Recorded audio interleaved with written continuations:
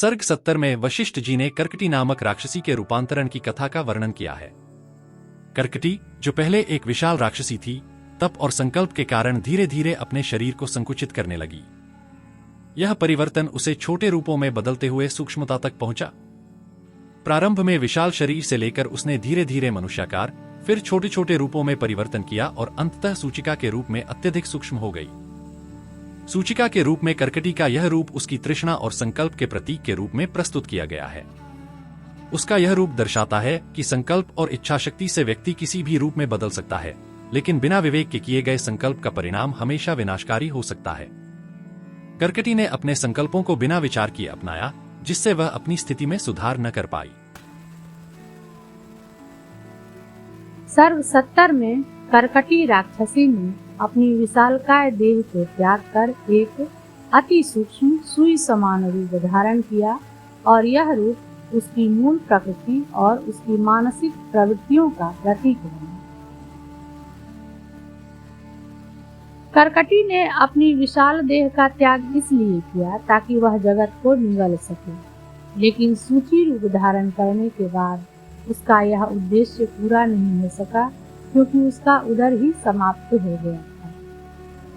यह उसकी मूर्खता और अदूरदर्शिता को दर्शाता है। वह अपनी तुच्छ इच्छाओं और वासनाओं के कारण अपने विनाश को भी सुख मानने लगी। कर्कटी के सूक्ष्म रूप में दो सूचियां उत्पन्न हुई, एक लोहमयी सूची और दूसरी जीवयुक्त विसूचिका। ये सूचियां जीवों के शरीर में प्रवेश करके रोग उत्पन्न करती हैं और उन्हें पीड़ा देती हैं। विसूचिका, जो जीवों के प्राणों को नुकसान पहुंचाती है, सूक्ष्म और अदृश्य रूप में प्रकट होती है, ठीक वैसे ही जैसे वासनाएं भीतर ही भीतर मनुष्य को कष्ट देती हैं। इस सर्ग में यह बताया गया है कि संकल्प से व्यक्ति तुच्छ या महान बनता है। कर्कटी ने अपने संकल्प से अपनी विशाल देह त्याग कर सूक्ष्म रूप को धारण किया, लेकिन उसकी इस शक्ति का उपयोग आत्महित के बजाय विनाशकारी उद्देश्यों के लिए किया। उसने केवल अपनी लालसाओं को ध्यान में रखकर सूची बनने की कामना की, परंतु वह यह विचार नहीं कर सकी कि इस रूप में वह अपनी मूल इच्छाओं को भी पूरा नहीं कर सकेगी। यह दृष्टांत यह सिखाता है कि संकल्प को उचित दृष्टिकोण और बुद्धिमत्ता से निर्देशित करना चाहिए। यह सर्ग बताता है कि इच्छाओं और वासनाओं से प्रेरित होकर लिए गए निर्णय व्यक्ति को अपने विनाश की ओर ले जाते हैं। कर्कटी की यह कहानी भी दर्शाती है कि विवेकहीन इच्छाएं किसी भी शक्ति को व्यर्थ कर सकती हैं। कर्कटी का सुई समान रूप और उसका रोग रूपिणी में परिणत होना मनुष्य की वासनाओं और भ्रमों का प्रतीक है।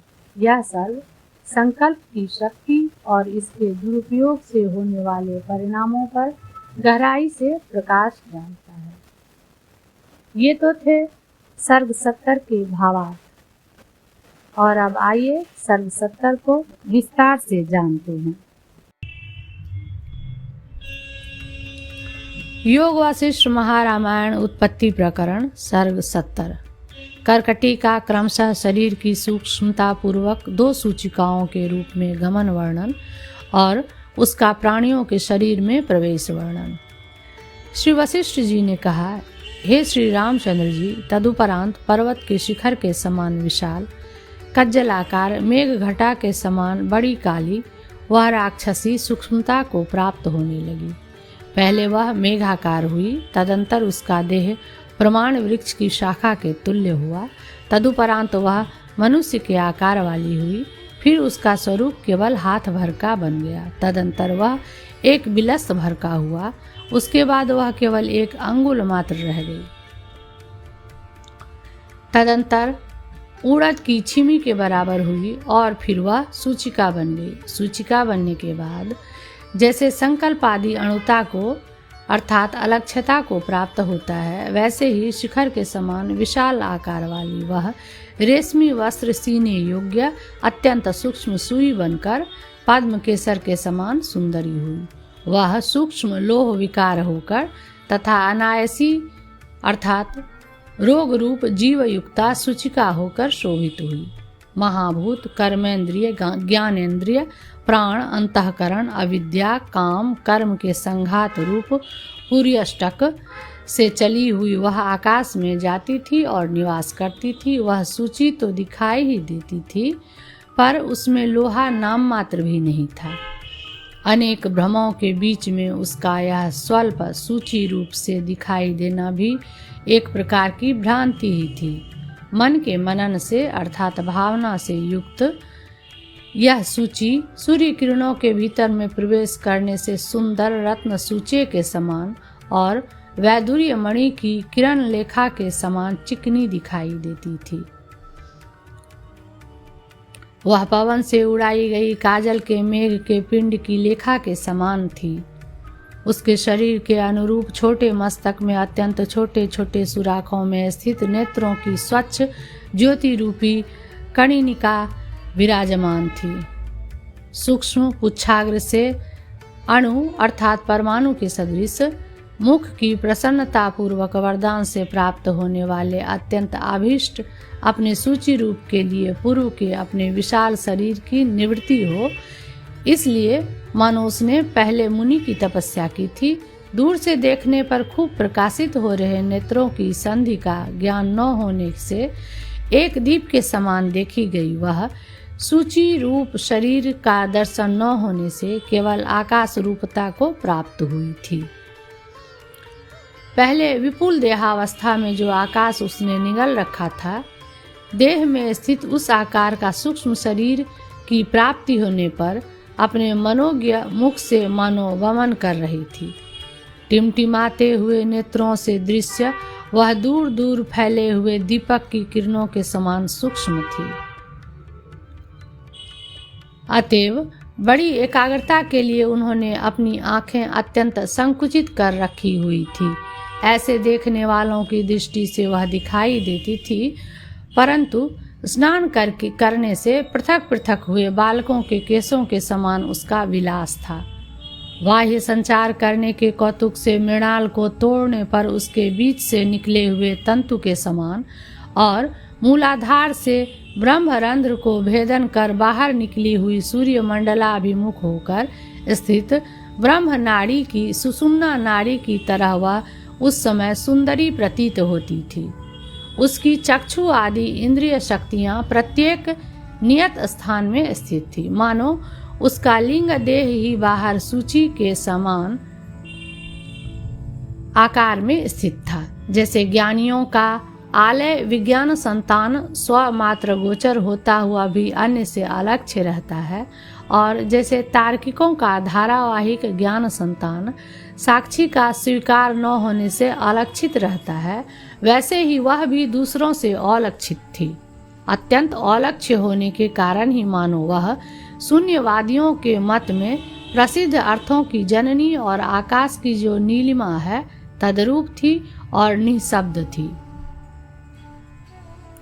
इस प्रकार लोह सूचिका का वर्णन कर अब रोग रूपिणी सूचिका उसका अनुसरण करती है। उस लोह रूप सूचिका का अदृश्य और जीवयुक्त रोग रूपिणी सूचिका, जो कि तत्त पदार्थाकार मनोवृत्ति में प्रतिफलित चिदाभास के समान धर्म वाली थी, सदा अनुगमन करती थी। जैसे विनाशावस्था को प्राप्त सूक्ष्म दीप ज्योति दृष्टिगोचर नहीं होती और स्पर्श करने पर उसके अंदर तीक्ष्ण दाहक शक्ति प्रतीत होती है, वैसे ही यद्यपि वह सूची भाव को प्राप्त हुई राक्षसी अत्यंत अदृश्य थी, फिर भी उसके अंदर वासना आदि ज्यों की त्यों विद्यमान थी। उसमें किसी प्रकार का परिवर्तन नहीं हुआ था। अब सुखोपयोगी न होने से उस कर्कटी नामक राक्षसी के तपस्या फल का उपहास करते हैं। वह कर्कटी जगत के प्राणियों को निगलने के लिए सोची रूपता को प्राप्त हुई। उसका जगत को निगलने का वह आदर ही उपयुक्त नहीं हुआ, क्योंकि सूचिकावस्था में जब उदर ही नहीं रहा तब निगलती कैसे।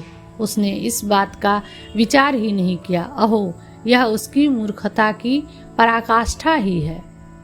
उसने जगत को निगलने का विचार तो किया, पर सूची रूप तुच्छता का विचार नहीं किया। केवल एकमात्र जगत रसन रूप अभिलाषा को देख रही उसका संकल्प निरर्थक ही रहा। उस मूढ़मती करकटी ने बिना विचारे ही सूची बनने की अभिलाषा की। निरर्थक बुद्धि वाले प्राणियों में पूर्वापर का विचार नहीं रहता। विचार करने योग्य चित्त के रहते उसे पूर्वापर विचारणा क्यों नहीं हुई, इस पर कहते हैं, इच्छित विषय में लगा हुआ चित्त इच्छित वस्तु में दृढ़ प्रयत्न की अनुलंघनीय सामर्थ्य से भावना द्वारा पूर्व निर्मल अवस्था से अन्य अवस्था को यानी कालुष्य को प्राप्त होता है। जैसे कि निर्मल दर्पण निश्वास वायु से मलिनता को प्राप्त होता है। स्थूल शरीर को छोड़कर सूची भाव को प्राप्त हुई उस राक्षसी का महामरण भी यानी महादुख भी सुख रूप ही हुआ, क्योंकि उसका स्वार्थ में दृढ़ अनुराग था। एक वस्तु में अत्यंत अनुराग करने वाले लोगों की विषम अवस्था को तो देखिए। राक्षसी ने अपनी इच्छा से अपने शरीर का तृणवत त्याग कर दिया। एक वस्तु में अत्यंत तृष्णा होने से अन्य प्रतीतियां नष्ट हो जाती हैं। जगत ग्रास में अत्यंत अभिलाषा होने से राक्षसी ने अपने देह विनाश को भी नहीं देखा। एक वस्तु में अत्यंत अनुराग करने वाले अज्ञानी को अपना नाश भी सुख देता है। सूचिका बनी हुई राक्षसी देह रहित होने पर भी संतुष्ट ही रही। प्रसंग प्राप्त नीति का वर्णन कर प्रस्तुत विषय का अनुसरण करते हुए जीव युक्त सूचिका नामक व्याधि के स्वरूप का वर्णन करते हैं। लोहमयी सूची से संलग्न जीव युक्त विसूचिका अन्य सूचिका हुई। वह व्योमात्मिका निराकार और आकाश के समान सूक्ष्म स्वभाव युक्त लिंग शरीर वाली थी। वह तेज के सूक्ष्म प्रवाह के समान कांति वाली तथा प्राण तंतु के तुल्य कुंडलिनी शक्ति के सदृश तथा सूर्य और चंद्रमा की छोटी छोटी किरणों के समान सुंदरी थी। उस करकटी की पापात्मक अतएव तलवार की धार के सदृश क्रूर मनोवृत्ति लोहमय सूची से पृथक ही थी। वह फूल की सुगंध के समान अत्यंत सूक्ष्म रूप से प्राणियों के भीतर प्रवेश कर हिंसा आदि चातुरी के संपादन से मूर्तिमती होकर जीव रूप से प्रकट होती थी। दूसरे लोगों के प्राणों का अनुसरण कर अपनी परम मनोरथ सिद्धि में परायण थी। इस प्रकार उस करकटी की दो प्रकार की सूचिका रूप देह उत्पन्न हुई। वह कुहरे रूपी वस्त्र के सदृश सूक्ष्म और कपास के अर्थात सूती वस्त्र के समान कोमल थी। उन दो शरीरों से मनुष्यों के हृदयों में प्रवेश कर उन्हें पीड़ित करती हुई वह क्रूर राक्षसी दसों दिशाओं में घूमती थी। संकल्प की अघटित घटना में यही दृष्टांत है, ऐसा कहते हैं। सभी लोग अपने संकल्प से लघु होते हैं और अपने संकल्प से महान होते हैं। इसी न्याय के अनुसार संकल्प से ही करकटी ने अपने भीषण शरीर का त्याग कर सूची का रूपता का स्वीकार किया। क्षुद्र चित्त वाले लोग तुच्छ पदार्थ की प्रार्थना करते हैं। राक्षसी ने सूची के स्वभाव के तुल्य स्वभाव वाले पिशाचित्व की तपस्या से अभिलाषा की। यदि कोई शंका करे कि तपस्या से पवित्र हुई उस राक्षसी ने दूसरे लोगों को पीड़ा पहुंचाने वाले सूची रूप शरीर की प्रार्थना क्यों की, अर्थात ऐसी प्रार्थना उसके लिए योग्य कैसे हो सकती है, इस पर कहते हैं, पुण्य शरीर वाले जीवों की भी जाति के उचित वासना शांत नहीं होती। इसलिए सूक्ष्म सूची रूपी पिशाचित्व का करकटी ने उपार्जन किया। उसके दिशा विदिशा में घूमने पर उसकी सर्वसाधारण करकटी देह को, जो कि अविद्या से कल्पित थी, महावायु ने शरतकालीन मेघ के समान छिन्न भिन्न कर दिया। अब विसूचिका का चरित्र विस्तार पूर्वक कहते हैं।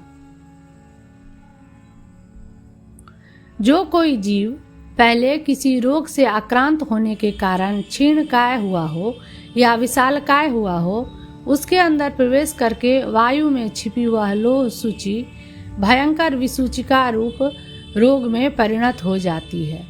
किसी लघुकाय स्वस्थ और बुद्धिमान पुरुष के अंदर जीव युक्त सूचिका रूप से प्रवेश करके दुर्बुद्धि रूपा हो जाती है। इस प्रकार किसी पुरुष में दुर्बुद्धि रूप से हृदय में स्थित होकर तृप्त होती है और किसी पुरुष में मंत्र, औषधि, तप आदि पुण्य उपाय से उसकी निवृत्ति की जाती है। दोनों शरीरों से आकाश और भूमि तल में जाती हुई वह बहुत वर्षों तक इधर उधर घूमती रही। उसके तिरोधान का स्थान कहते हैं। भूमि में वह धूलिकणों से तिरोहित रहती है, हाथ में अंगुलियों से तिरोहित रहती है, आकाश में प्रभा से तिरोहित रहती है और वस्त्र में सूत से तिरोहित रहती है। देह के बीच में भी इसके तिरोधान के स्थान कहते हैं। देह के अंदर स्थित आंत रूपी नदी में व्यभिचार आदि दोष से दुष्ट उपस्थेंद्रिय में, ऊसर आदि भूमि के धूलिकणों के धूसर अंगों में, हस्त पाद आदि की रेखा रूपी सूखी नदी के गड्ढों में और छोटे छोटे रोम रेखा रूपी पुराने तृणों में तिरोहित रहती है। पीड़ित लोगों को उच्छ्वसित करने वाली और अंदर सद्भाव से रहित वह विसूचिका सौभाग्य से हीन और कांति रहित शरीर में मक्खियों, रुक्ष, दुर्गंध वायुओं से युक्त हरे तृणों से आवृत देश में तथा बिल्व, आम्र आदि श्रेष्ठ वृक्षों से रहित देश में रहती है। पशु, मनुष्य आदि की बड़ी बड़ी हड्डियों से व्याप्त आंधी आदि से नित्य कंपन होने के कारण अत्यंत अस्फुरित होने वाले, आत्मनिष्ठ अतएव निर्मल तथा हिम के समान दूसरों का संताप हरने वाले, सत्पुरुषों से रहित, मैले, कुचैले और अपवित्र वस्त्र वाले, अशिष्ट लोगों के संचार में आने वाले देश में, जहाँ पर खोखलों में और काटे हुए वृक्षों के अग्रभाग में क्रमशः मधुमक्खियाँ और कोयल, कौवे निवास करते हैं। अत्यंत शीत होने के कारण रुक्ष तेज हवा साए साए शब्द करती है। अतएव कंप के कारण अंगुली रूपी शाखाएं चंचल रहती है तथा जहाँ पर घनीभूत कुहरे का संचार रहता है, ऐसे स्थानों में जिनकी अंगुलियां कटने के कारण व्रणपूर्ण हैं, ऐसे लोगों के निवास स्थानों में जहाँ पर हिमकण पिघलते रहते हैं, लोगों के पैरों के चिन्हों में युक्त स्थान में, बामियों में, पर्वतों में जहाँ पर जल भ्रांति होती है, ऐसे मरु प्रदेशों में, नख प्रधान बाघ, भालू आदि में तथा अजगर आदि में, भीषण जंगलों में जहाँ पर इधर उधर भाग रहे अत्यंत भयभीत और जुओं से गर्हित बटोही लोग रहते हैं, उन प्रदेशों में कुत्सित स्वरूप वाले एवं सूखे हुए शरीर वाले पिशाच आदि से, पान के बीड़ों के समान चबाए गए पुराने पत्तों से भरे हुए और दुर्गंध युक्त जल के गड्ढों में, जिन मार्गों के बीच में कुल्या अर्थात नहर आदि के गड्ढों में रहते हैं, शीत वायु से पूर्ण पथिकों के विश्राम स्थानों में, चबाए जुओं के पेट में स्थित मनुष्यों के रक्त से जिनके होठ भरे हैं, ऐसे जंगली मनुष्य, वानर आदि के नख रूपी मुख वाले, अंगुली समूह से आक्रांत संपूर्ण देह प्रदेश में तथा भूमि के पूर्वोक्त भिन्न भिन्न स्थानों में वह जाती थी। जिन नगरों में अनेक प्रकार की हाथी, घोड़े आदि की रचना, चित्र विचित्र वस्त्र रहते हैं, उन नगरों में वह जाती थी और वहाँ अत्यंत लंबे मार्ग में गमनागमन से वह परिश्रम को प्राप्त होती थी। सूचिका स्वभाव होने के कारण वह नगरों में और गांवों में, सड़कों और गलियों में फेंके हुए यानी अव्यवस्थित रूप से पड़े हुए कपास के सूतों और उनके गुथे हुए कांचमणि आदि अलंकारों को केवल धारण करती थी और ज्वर आदि से पीड़ित प्राणियों के शरीर रूपी वन में सांड के समान विहार करती थी। यानी जैसे हृष्ट पुष्ट सांड अपने सिंहों से बामी आदि को खोदता हुआ इधर उधर घूमता है, वैसे ही वह सूचिका भी मनुष्य के शरीर का उन्मथन करती हुई घूमती थी। जैसे किसी के द्वारा सीने के लिए हाथ में ली गई चिरकाल तक सीने के लिए पिरोए हुए धागे को मुख से खींचने वाली सुई मानो थक कर थोड़ी देर के लिए सीने वाले के हाथ से गिरी हुई विश्राम करने के लिए कहीं अलक्षित होकर लीन हो जाती है, वैसे ही यह सूचिका भी थी।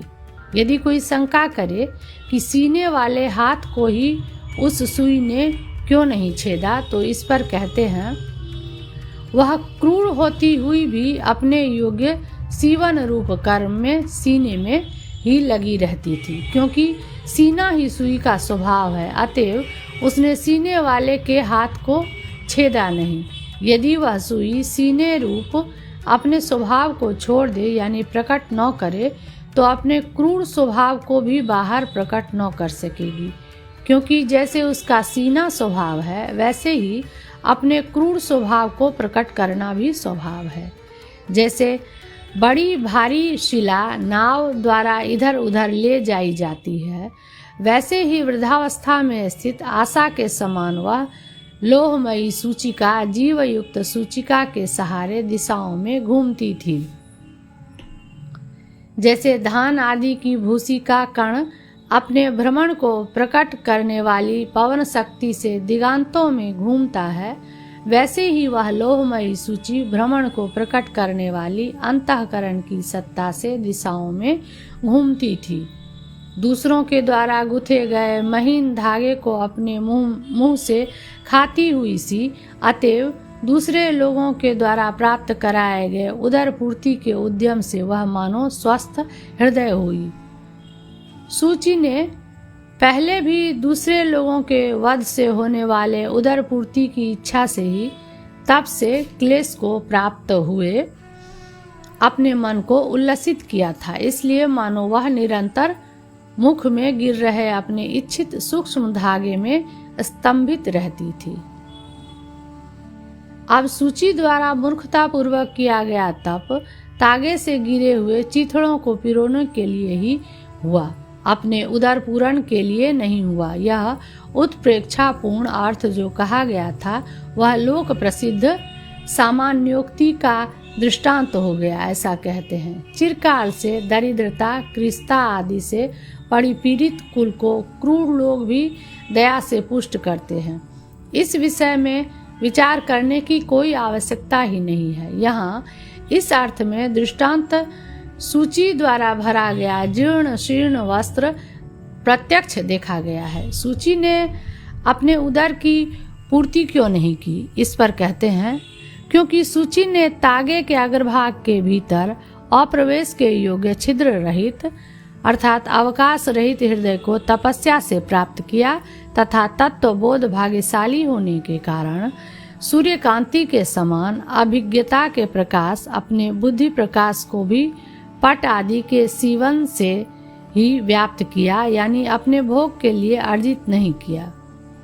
इसलिए उसको बड़ा पश्चाताप हुआ, ऐसा कहते हैं। अपनी तपस्या से जिसने उसके पेट को छीन कर दिया था, अकस्मात प्राप्त हुई सूची रूपता से मूर्तिमती हुई वह सूचिका राक्षसी बड़ा संताप करती थी। यदि उसको पश्चाताप हुआ तो क्या वह प्राणियों के विघात से विरत हो गई? नहीं, ऐसा कहते हैं। यद्यपि उसको पश्चाताप हुआ था, तथापि नदी के प्रवाह के वेग के तुल्य अपने राक्षस स्वभाव से और प्रकृत सूची भाव से भी, जिसका प्राणियों के वेधन में आग्रह था, प्राणियों के वेधन के लिए ही अपने स्वभाव से अनुरूप प्रचारित पहले उद्यत की गई और फिर व्यवहार में लाई गई भी वह वेद को करती ही थी। अतएव केवल सूची के स्वभाव से होने वाले कार्यों को भी वह करती ही है। इस प्रकार के पूर्वोक्त अर्थ को दृष्टांत पूर्वक कहते हैं। जैसे पुत्र कलत्र आदि में दीर्घ वासना रूप तंतु मरण के समय में उद्बुद्ध होकर तत् वासना के अनुसार स्त्री आदि शरीरों में जीव चेतना को संचारित करता है, वैसे ही यह सूची भी निपुण वेधन से तत् वस्त्रों में सूत्र को संचारित करती है। इसलिए वस्त्रों में दर्जी द्वारा वेद पूर्वक चलाई जा रही वह उनके नेत्रों के समान सामने अपने मुख को वस्त्र में छिपाकर दौड़ती सी देखी जाती है। चुगलीखोर, चोर आदि दुर्जन लोग अपने मुख को दिखाए बिना ही परमर्म भेदी होते हैं। अतः उसने भी यह जो काम किया वह दुष्टों का सा ही है। किसी समय गले में लटकाए गए दुपट्टे के सूत में पिरोई गई वह अपने छेद रूपी नेत्र से स्त्रियों का मुख इनका कैसे भेदन करूं, इस अभिप्राय से देखती है। जो लोग क्रूर होते हैं उनकी एकमात्र यही अभिलाषा होती है। वह मृदु और स्निग्ध कौशेय वस्त्र में तथा कठिन और रुक्ष क्षौम वस्त्र में तुल्य वृत्ति से प्रवेश करती है। कौन मूर्ख गुण और अवगुण का विचार करेगा। अंगूठे की अंगुली से दबाई गई और लंबे सूत्र को धारण कर रही वह सूची भीतर न समा रही अंतड़ियों को बाहर उगलती हुई सी दिखाई देती है। सूत में पिरोई गई तीक्ष्ण भी वह सूची सरस और नीरस सभी पदार्थों में हृदय शून्यतावश विशेष का अवधारण न करती हुई अतएव रसास्वाद से रहित होकर सूची स्वभाव से ही घूमती है। अपराध के बिना दंड पाने के कारण उसकी दुर्गति तो देखिए, ऐसा कहते हैं। निष्ठुर भाषण आदि शब्द न करती हुई भी वह मुख में तागे से गुथी गई है। अन्य को संताप देने में समर्थ होती हुई भी वह स्वयं ही संताप युक्त बुद्धि से युक्त है। सुवेदिता यानी छिद्र युक्त होने पर भी वह हृदय रूपी छिद्र से रहित है। जैसे कोई राजपुत्री भी अभागिनी हो जाती है, वैसे ही यह भी अभागिनी हो गई है। इसकी दुर्दशा होना ठीक ही है, ऐसा कहते हैं। चूंकि वह सूचिका अपने अपकार के बिना ही दूसरों का मरण चाहती है, इसलिए उस पाप के कारण अपनी बुद्धि से ही वह तागे में बंध कर अपने कर्म रूप जाल में ही लटकती रहती है। करने के अयोग्य स्थान में कुत्सित श्याम वर्ण वाले अधोरोमों के साथ मानो मैत्री प्राप्त कर उनके साथ सोती है। अपने स्वरूप के अनुकूल मित्र किसको अच्छा नहीं लगता, इसलिए मूर्खों की चित्तवृत्ति के साथ भी संगति उसे अच्छी लगती है, ऐसा कहते हैं। मूढ़ लोगों की वृत्तियों से मिली हुई वह प्रकृत जनों में रहती है। अपनी अनुरूप संगति को कौन छोड़ सकता है। यदि कोई कहे कि उसकी अन्य लोह सूचियों के साथ भी साम्य होने के कारण कभी उनके साथ अगर वह लोहार के पास चली जाए तो क्या करती है, तो इस पर कहते हैं, लोहारों की प्राप्ति होने पर लोहारों द्वारा तपाने के लिए अग्नि में डाली गई वह सूचिका उनकी धौकनी के वायु से इधर उधर होकर उन्हें छोड़कर अदृश्य हो जाती है और आकाश की ओर मुख करके भाग जाती है। उसका प्राणियों के प्राण आदि वायुओं द्वारा देह के अंदर संचार होता है, ऐसा कहते हैं। प्राण और अपान वायु के प्रवाह में स्थित होकर लोगों के हृदय कमल के अंदर संचरण करने वाली यह महाघोर दुखप्रद कर्म शक्ति रूप ही मानो सजीव होकर उदित हुई है। समान वायु के विपरीत होने पर भी समान के साथ चलने वाली, उदान वायु के विपरीत होने पर भी उदान के साथ चलने वाली और व्यान वायु में स्थित होकर सर्वांग में संचरण करने वाली और विविध व्याधियों को उत्पन्न करने वाली यह सूचिका हृदय में, कंठ में, शूल रोगात्मक वायु में प्रवेश करके विवर्णता, पांडुरोग और उन्माद रोग को उत्पन्न करती है। प्रायः कंबल आदि सीने के समय गड़रियों के हाथ में स्थित वह सूचिका कभी उन लोगों के उनके टुकड़ों के खोखलों में सोती है, कभी बालकों के हाथ, अंगुली आदि रूप अपने सैन के वेधन में कौतुक करती है। पैर में घुसकर रक्तपान के उपार्जन से संतुष्ट होती है। फूलों के गुच्छों की माला पिरोने के समय अधिक भोजन करने वाली भी अल्प भोजन से तृप्त हो जाती है। मल पंख युक्त मूलाधार कोष में बैठी हुई चिरकाल तक नीचे मुख करके सोई रहती है। अपने इच्छानुरूप स्थान को पाकर कौन फिर उसे छोड़ सकता है।